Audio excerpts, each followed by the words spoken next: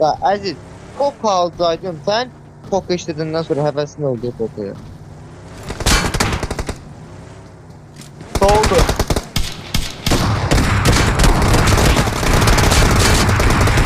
Bizden yok ya. Bu uşağın tükürdüğü maksimum məhitine. Bomba maşını sürüyorsun sen. Ne öyle ya? Yani yavaş yavaş yine rahat girirsen ki içeri. Dedim adamlar orada baştalar. Sola girdim ya.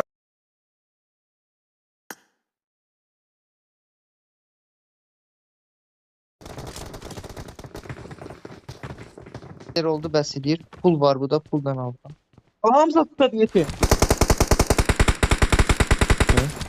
Gel çok bırak kızları. Benim bırak.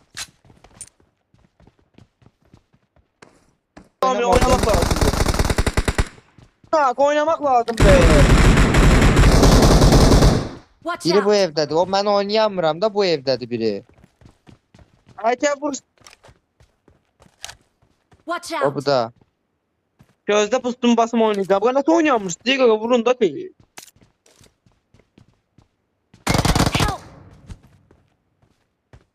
Help! Məzistan oradan nak yedinsə. Sabırlı ol Ahmet. Gel. Sabırlı. Yoktu da inansız. Vay. Deyirəm axı DBS var. Səbir. S10 çıkanı götürdüm. Bak. Bir sənə də gələndə